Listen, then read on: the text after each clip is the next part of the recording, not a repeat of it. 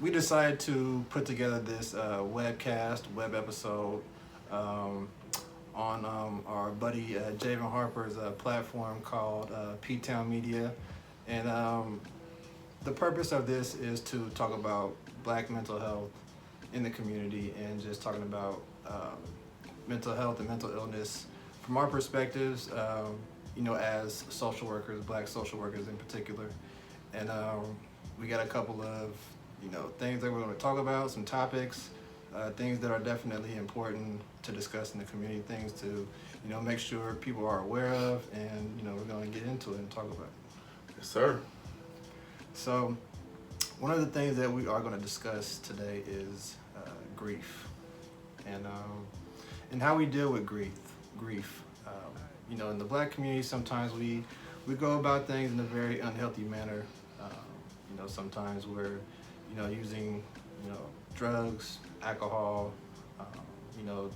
unhealthy approaches as far as with dealing with grief and pass of a loved one. And so, we wanted to just talk about, some ways that you can, use as far as, healing from, dealing with grief in a very holistic way, in a very healthy manner. One of them is, seeking, professional help, whether that's a social worker, a psychiatrist, a psychologist, maybe your pastor, someone as a loved one, your friend and family, someone that you can talk about and process, just dealing with grief. Something that I, stress to my clients and patients is that, you can't heal what you don't reveal. And so one of those things is, just talking about it and, expressing and, getting those things, off your chest so you can get to a point of healing and get to a point of, processing the emotions. You got anything to touch on that, Chris? Yeah, I definitely feel you on that one because, grief is something that, I've been dealing with grief since I was a kid. I remember like my first funeral I went to, I was like 5, Mm-hmm. you know what I'm saying? And I thought it was normal to kind of lose family members every, every year, but I know a good way to deal with grief really is don't run from it. Right. You know what I'm saying? I know the reason why we use drugs and alcohol or just kind of be avoidant is because we don't want to feel it. Because grief does hurt, you know what I'm saying? Absolutely. Like, and it's not easy, but you can't really you can't really heal, like you said, if you don't reveal. I know when my grandma had passed in 1996. Mm-hmm. My mom, she's a pretty religious woman. Actually, my family's pretty religious, and her cousin, while she's crying and stuff and trying to get it together, her cousin said, let's just say praise God. Right. She was like, why? Right. My mom was dead, but he was really trying to tell her, like, right now, if that's your coping skill, then you gotta really dig into it because it's about to get hard. And for my mom, she's a recovering addict, so, and she was only like 5 weeks clean at the time. Mm-hmm. So I know like some traumatic like that really could, cause relapse or whatever. So really my cousin was trying to tell her, really, you gotta dig into whatever coping skill you got, and you gotta really just face it, I know it's easier said than done, but at the same time, it ain't really nothing that ain't nobody gonna go through, so like grief it's inevitable, really losing a loved one, losing a job, losing a car, whatever, because because things mean, like things mean something to people. So, and when you lose something that means, that means something to you, you gotta feel it. I know, I lost my job. I found out I was losing my job at the end of the school year, and I remember, I really didn't consider losing a job like grief. Right. You know what I'm saying? But then after looking into it, I found out that you can grieve over losing the job because it's, that's how you live, what I'm saying? It's how you live. That's so, your livelihood. So I remember after I, kind of just admitted to my wife that I was like scared, you know what I'm saying? Like I just was scared. That was only because I didn't really love the job, you know what I'm saying? But you need checks, you know what I'm saying, to pay the mortgage, to pay the car note, pay whatever. Right. So, I had to kind of be honest. It was like, I'm scared. I don't know what's going to happen. Because especially being a black person, and you got to go through, or just person of color in general, and you got to go through the workforce again. Like you got to go out there and sell yourself again. Yeah. Man, that's rough. That's rough. You know what I'm rough, saying? That's rough. rough. So, but after I did that, after I admitted I was scared, and she kind of did, it's gonna be all right. We gonna figure it out, kind of deal. I ain't really tripped over it again. Right. You know what I'm saying? I ain't really, and I've been putting myself in positions to really win. So. It's been it's looking all right. But if I would have held on to it and I didn't say, like the realness of it, who knows, I'll probably still be grieving right now. Right. Another thing I want to touch on too is like, when we're in the grieving process, sometimes we don't necessarily reconcile with, the loved ones and stuff. Sometimes we'll have like those bad relationships, whether it's like with the parent or, it could be like, your spouse, or boyfriend, girlfriend, whatever the case may be, and we don't necessarily get a chance to, mend things before they come to their untimely, death. I think that's also, something that we need to take into consideration is when we have people here on this earth, because we all have a, expiration date. Yeah. So I think also it's important to try to spend time with loved ones as much as you can, whether it's, just going there to visit them, a phone call, just something as simple as that and as practical as that, just try to take time to, spend time with loved ones and stuff, because you never know when they're going to be gone from this earth. And so, you definitely got to, try to, get that taken care of. Also, another thing that you have brought up too that I liked was the pressures in employment. I know that was another topic that I wanted to also discuss too, is like the pressures of employment, because I know that just working in this workforce, especially as far as like a therapist or a social worker, there is deadlines. Yeah. You know what I'm saying? Like getting, patients discharged from, the hospital, making sure we have, all these resources aligned and stuff when they're transitioning into either a intensive outpatient, center or, another treatment facility or even back home. And so we always like feeling pressure that, we have to get these things done, and, we're not, either delegating things to the other people, or we're not, using other like ways to like spread the work out and stuff, the workload. And I think it's definitely important, that we try to, just say, hey, look, I may not get this done, I'm gonna just, try to take my time with it. It'll get done eventually. Yeah. You know what I'm saying? Because if you can't do it, you know what I'm saying, like, you just can't. Yeah. You know what I'm saying? Yeah, It's like it's not the point to where you gotta, just like damn near like drive yourself crazy. Yeah. But just gotta, take your time, delegate some stuff, or just try to find a way to, make, I guess, your responsibilities and stuff easy, like organization skills, or, I don't know, what are some other good tips? Man, I feel like at work when I'm getting overwhelmed, you feel me? I really do supervision. You know what I'm saying? I utilize that. I tell my boss or whatever, like, hold up. But I tell my boss in the saying, like, hey man, it's getting crazy right now. Right. You know what I'm saying? Right. So I gotta really, like, so you are paid, like, it's like supervisor is paid to lead you. You know what I'm saying? Lead you in any way, not just hard orders. They paid to, you know what I'm saying, to really help you like gain skills that you need and do everything. You know what I'm saying? They're supposed to help. So I use the supervisor for real. Like, hey man, like it's just getting crazy right now. I need, you know what I'm saying, I need you to know where I'm at with this, and you know what I'm saying, you asking me to do this ain't really gonna help this get done, because you know what I'm saying, because social work, man, just how like, it's like, especially if you're working like in a high place with like this high like stress environment, you know what I'm saying, like you can have 5 hours a day, you know what I'm saying, mapped out. Right. You know what I'm saying, for case notes. Right. Like, like, as soon as somebody come on the floor or whatever, something go down, you got to deal with that. And then that might take 3 hours, and then you got to, you know, shift over, but you still got the deadline. So I feel like whenever that kind of stuff happens, I document it, You know what I'm saying? Like if I feel like I was getting pulled from too many directions, Right. you know what I'm saying? I ask for things in emails. Like Yeah. okay, so you want me to do this, but you want me to do that? I need an email. So you know what I'm saying? So when you say, hey, you know what I'm saying, like you're supposed to do this, you know, whatever, I can say, well, you also asked me to do this, so well, you know what I'm saying, email, yeah, you gotta get Got that paper trail, man. For real, because like even like with like you know, so a lot of stuff you said, like, you know, what was good, like organization and you know, all that stuff, but sometimes, you know, how these people don't play fair. Yeah. You know, so they really don't Right. they really don't play fair. So you gotta you gotta have that trail, you know what I'm saying, to where it's like, all right, okay, you asked me to do this, but you also asked me to do this, so I'm only one person, I can't do both. You know? Exactly. But what I think in the workplace stress, people fear retaliation.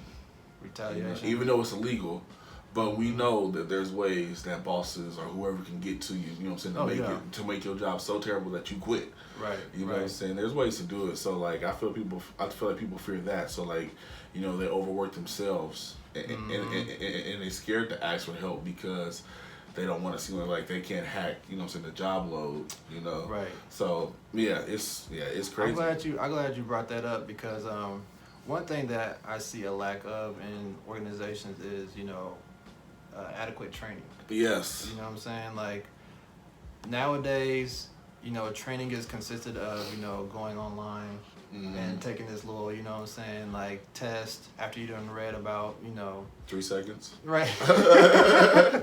Exactly. And so then you're expected to be like, okay, now I'm trained on, you know, this new approach of how dealing with clients or this new system that we're using as far as doing like paperwork or whatever. Yeah. And I'm just like, well, that's not adequate training. Like, you know, maybe I need about a week.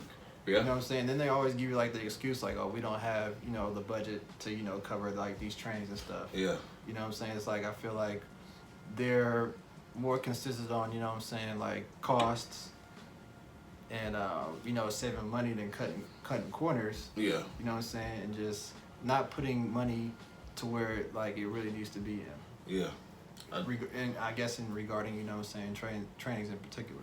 For real, because especially like if you start a job like there's like say like a hospital, a jail, or something that's like 24 hours. Yeah. You know what I'm saying? You ain't got like I really don't have time for you to sit down and wait and train for a week and a half. I got people I got people on the floor. I'm short a person, so I got to throw you in here, and hopefully, you know what I'm saying, you learn. But at the same time, I do feel like, you know what I'm saying, like you know the powers that be don't like circle back and say, hey, did you ever, you know, figure out training, or, you know, say like, we feel comfortable now, did you? So yeah, man, the workplace is, it's a beast. It really is. It is a beast, you man. know, Especially for social workers, you know, coming out of, you know, graduate school or even like undergrad, because I feel like there's no track plan necessarily.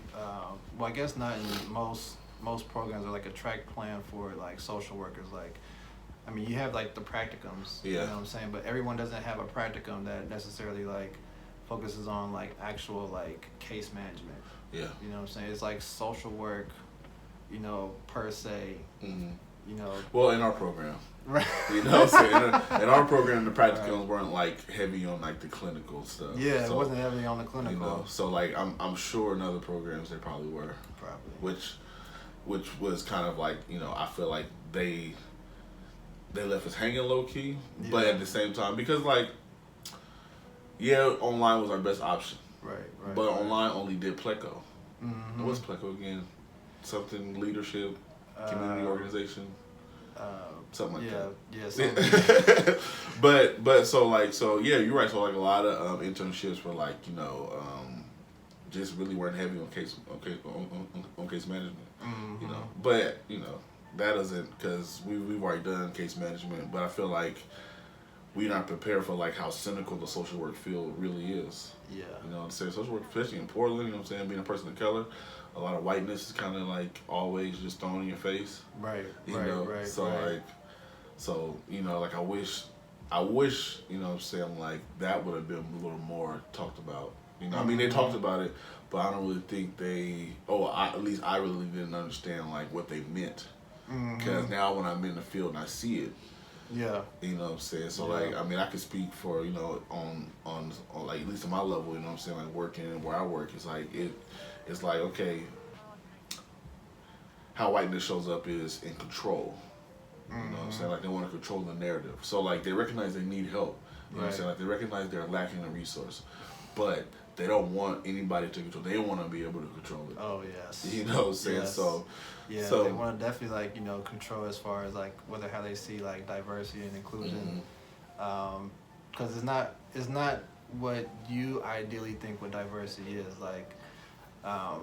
Sometimes it's mostly seen as women, which no disrespect to what I'm saying, women being in the workforce, but it's women in LGBTQ. Yeah. Is considered like or that's kind of like the focus of what diversity is. Yeah. And not so much as like race. You know what I'm saying? Race doesn't get added into the equation. When it comes to diversity. I even had conversations with within leadership about trying to put in cultural modalities, especially when it comes to like trauma informed care. Like they don't include structural oppression. Yeah. Or racism. Really? They don't. They do not talk about that. So it's like, how can you necessarily talk about trauma informed care where you're not including these two factors that are like highly important? You're pretty much discarding people of color that dealt with structural oppression, dealt with racism. I mean, that's trauma for a lot of us who've experienced that. And so like, I don't feel like that's an adequate way of talking about trauma informed care if you're not talking about those two things. Yeah, I mean race. Yeah, you gotta talk about race. Man, I was thinking about something the other day, just kind of like how hard it is, to be a person of color. You know what I'm saying? Like, so when I was reading something, an article, and a dude he got called a nigger. He punches the dude who calls him a nigger, and he gets, he gets the charge. He goes to jail. Right. Now to me, it's like so I gotta sit here and be called because being called a nigger or something racist for a person of color, black person, Asian person, whatever, don't feel as bad. I mean, like, not what I'm saying. It feels terrible, you know what I'm saying? But you can't really understand it if you're not that person. Yeah. You know what I'm saying? Yeah. So like, I mean, like I know people throw that around, like saying like, oh, I was mad. So, and I get it. You know what I'm saying? You mad.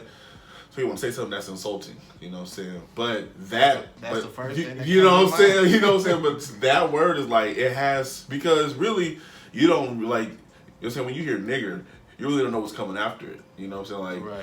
You know what I'm saying? Like, you don't know if you're going to say it and walk away, if you're going to say it and punch me, you're going to say it and stab me, you're going to say it and shoot me, you're going to say it and fucking call your people up and come and string me up on a tree and hang, you know what I'm saying? You know what I'm saying? Like, well, at least that's how things levels about to it. You know, it really is. So like, you know what I'm saying? So like when I think about racism or like structural racism, like I feel like that's how it is in the workplace. You know what I'm saying? Like, you gotta sit around all this whiteness, and when you get like triggered by like something that racist, you get told, "Oh, you're over exaggerating," or "Oh, I didn't mean it." Or, you know what I'm saying? Or like, "Or you took it the wrong way," I or didn't know. Or everything is racist. Why you tripping? Right. It's like, damn, you know what I'm saying? So I feel like that's trauma. I gotta sit in this kind of atmosphere. Because you know what I'm saying? they don't want to take accountability. They don't want to deal with their own racism, saying their internal racism that they have, or even just the act of racism. They don't even want to call that, out. They're just like, oh, I just didn't know. Yeah. Or, I wasn't aware. It's like, come on, man, this is 2019. You like, feel me? You know what I'm saying? If you're not seeing it on, the news, or hearing it on a podcast, or even seeing it on your, in your everyday life. Yeah. You know what I'm saying? Are you hiding under a rock, or are you just not really willing to like deal, you know what I'm saying, with your own racism? Yeah. Or just being, or your own internal like white supremacist thought or ideology. Yeah. And my thing is like, there ain't nothing wrong with like having to say, you know what I'm saying, I didn't know or my bad. You know what I'm saying? And then learning from it. You know what I'm saying? Like me, I don't be letting that shit slide though, bro. Well, I mean, but I'm saying, like, not saying my bad and move on, but like say my bad and then try to figure out, you know what I'm saying, how can we build from this? Just like me living like, me being like a male, you know what I'm saying, like I've had to learn how to like really not be so sexist, Even though I didn't think I was being sexist, it was just how society had painted something, and I would say something or do something, and somebody was like, "Hey, maybe not think that way." And then I sit back like, "You're right." Yeah, that could have been, you know what I'm saying. But if I don't, like, you know what I'm saying, like if I say, "Hey, that's the way it is," you say, then me, I'm gonna keep, you know what I'm saying. You know what I'm saying? I'm gonna keep moving forward in life and doing the same bullshit. Right. You know what I'm saying? So I feel like we all gonna make mistakes. You know what I'm saying? Yeah. So like, but you gotta learn from them. You know? Yeah, that's true. You gotta. And I think that lacks in the workplace. Right. That really lacks in the workplace. Most workplaces. And I ain't been the one that really. Well, I ain't gonna lie. I've been to some cool ones. You know what I'm saying? Well, that's what we were talking about as far as with the trainings and stuff. You know what I'm saying? Cultural congruency trainings. You know what I'm saying? Like having them, you know, on a monthly, if not a monthly basis or like quarterly basis. You know, stuff that is very comprehensive. That are, you know, taught by people of color who are, you know, professionals and experts, you know what I'm saying? Yeah. And that, you know what I'm saying, you know, just paradigm. See, but I think you gotta like tag team it though. You gotta have a person of color and like the softer white person. You know what? I did see that in the training, I feel like you really have to. Like, but why do we have to do that though? Why is it that we can't? Why is it that there can't be an instructor or a trainer who is, you know what I'm saying, just black and not being under the guise of, you know what I'm saying, a white individual? Yeah. You know what I'm saying? That's another issue. It is another issue. It is an issue, but at the same time, you know what I'm saying, you gotta really, you gotta use some kind of finesse. You know what I'm saying? To me, that's like, you know what I'm saying, like that's the finesse. You know what I'm saying? So like, if I say it and it doesn't come across, you know what I'm saying? But if Johnny says it, you know, and it comes across and you actually get it, you know what I'm saying? Not, you know what I'm saying, not listen to Johnny because he's white, but you listen to Johnny and you actually get it, you know what I'm saying? That's me, it's like, well shit, you know? So, or you could just, you know what I'm saying, just be able to go back or interchange between those languages if you're able to speak. Or, you know, approach it in a way that they're going to understand it, but still get your message across as well too. Yeah, you know, I feel that. That's definitely like, you know. I always feel like in equity trainings, it goes bad when the accountability part come up. When someone gets triggered and their white fragility comes out. You see what I'm saying? You know, so I'm saying like, so you know what I'm saying. So like me, you gotta have that white person to scoop that up. Right. And hand it back to him. Man, you know, I'd be like, hey, you gotta deal with that, man. Yeah, because that's the work that you need to work through within yourself. That's real. You know what I'm saying? You gotta do that. And you like, do that work. Yeah, equity trainers. I really see. But then that's another part of equity trainers. If you got a white trainer, you know, so the black people probably in the crowd probably gonna be like, yeah, okay. I know. Can we take what this person is saying? You know what I'm saying? That's a cold, you know, psychological game that, you know, we unfortunately have to deal with, and it's like just questioning the information that's presented from someone that's black or, you know, Latino or whoever. Yeah. You know, that's unfortunate, you know, that we can't even like, you know, be able to accept the information and the knowledge and, you know, say, okay, yeah, I believe, you know, what he's saying or what she's saying is right. You know what I'm saying? But it's like, no, I gotta do some digging. I gotta Wikipedia. Yeah. I gotta check your race facts. Right. You know, I gotta see what's good. I gotta check your credentials, man. Yeah. See what school you went to. Man, well, let's take a little break for the one time.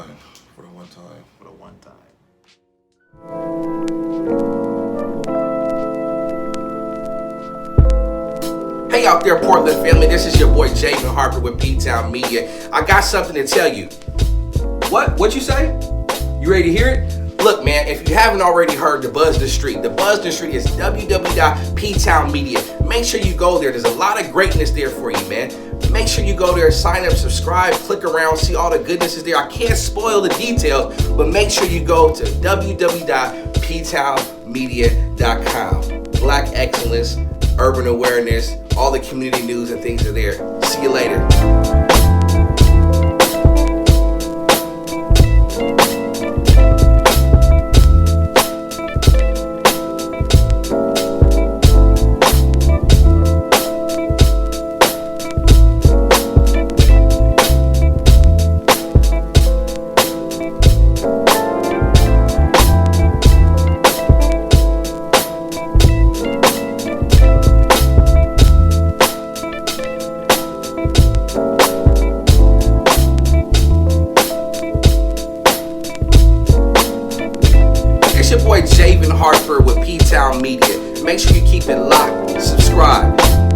www.ptownmedia.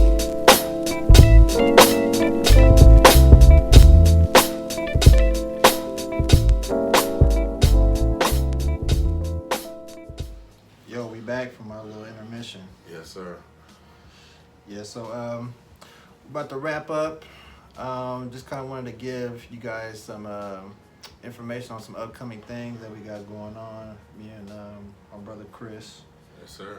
One of them is the Worldwide Wellness Tour that's going to be presented by Ashley McGirt, MSW, LCSW. That will be on May 11th, 2019 at the Rosewood Initiative, Portland, Oregon. I believe it's sold out, but maybe there might be some tickets. It's from 10 to 1 p.m. I'm trying to figure out what the website is. Oh, for that event? Yeah. Shit, I don't know. You can go to Facebook though. Yeah, you go on Facebook and you can go to Facebook and search it. search Worldwide, Ashley McGirt or Ashley McGirt. Worldwide Wellness Tour. It's an event on there. We just appreciate y'all for tuning in. You know what I'm saying? First episode. How often we gonna do this? Like once a month? Once every 2 weeks? Something like that. We have once every 2 weeks or something. Yeah, so we're gonna really talk about mental health, the stigma in our community, how to really cope, how to, if you're already a therapist, really some tools that might help you, with your practice, how to navigate these spaces that are very daunting on us, really trying to make sure that you got an outlet that's more than just, like entertainment, what I'm saying? Right. Like, let's balance it out. Let's get some, because there are men of color, women of color, people of color doing therapy out here and doing the work, man. Yeah, and we just want to really, spread the word. Also, we really want to make social work look different. You know what I'm saying? Especially we being like the new generation. Yeah, You know what I'm saying? like it's social workers and stuff. Yeah, it's been the same for a little bit. People still want to keep it the same, but I feel like we want to do things like have these events and just build community. You know what I'm saying? Use resources. Like be innovative, man. Yeah. Creative. You know what I'm saying? So Do it differently. But yeah, some of the things that we're going to be talking about on these episodes, we discussed pressures in employment and grief. We'll definitely be talking more about structural racism as we kind of touched on it today. Even though that wasn't intended in the conversation, but I feel like you can never not talk about structural racism and how it affects you in your workforce and stuff in different sectors. We'll talk about relationship issues, breaking up with your spouse, life crisis, building a private practice. I can briefly touch on that as I tried to do that once upon a time ago. And I think my brother Chris over here is definitely doing his private practice, so he could definitely share, some insight into that as well too. Just trying to get it started off the ground and stuff. Yeah. Because what we're doing right here, we're actually kind of promoting ourselves. So when we do, get our license and stuff, we'll have kind of a portfolio built up, because this is kind of like our asset, that we're building and stuff. And so we want to be able to leverage our asset to someone who's gonna buy into us. So this is like pretty much the whole purpose of it, just trying to get more awareness, trying to build just what we're doing in the community up. So when we get our license, we're gonna be soldiers in the field, doing the work. And also like building a social media presence too, with social work. I'm currently doing that. It's definitely a grind. I think I post about 2 times a day. You know what I'm saying? Just so people know, they don't think I'm just some dude out here, some random dude out here. You know what I'm saying? I'm really out here trying to provide a service. You know what I'm saying, to people. Really, I feel like a lot of social work is really just motivating your client. So I look at it as like, well, how come I have to stop there? You know what I'm saying? I can motivate everybody. You know what I'm saying? You know, like just based on the principles of therapy alone. So this is our first episode. If you want to learn more about us, you know what I'm saying, we have our own separate things going on. You can check out the Hip Hop Social Worker, hiphopsocialworker.com. I have a podcast, I have a website. I am doing private practice, kind of. I do independent contract work with a company out there, but it's all on the website, you know what I'm saying, and all social media platforms, Hip Hop Social Worker, except Twitter, it's HH Social Work. All right. As my brother Chris was saying, I also too have a podcast I share with my cousin Terrell Kent. It's called Meeting of the Minds. If you go to Podbean, type in Meeting of the Minds, you will find us on there. Also, if you want to email us on Meeting of the Minds or Meeting the Mind, gmail.com, and just, if you have any questions, comments, or any feedback on any of the episodes, or any kind of topics that we need to touch on, talk about, discuss, definitely go to the email meetingthemind@gmail.com. Is y'all on Apple yet?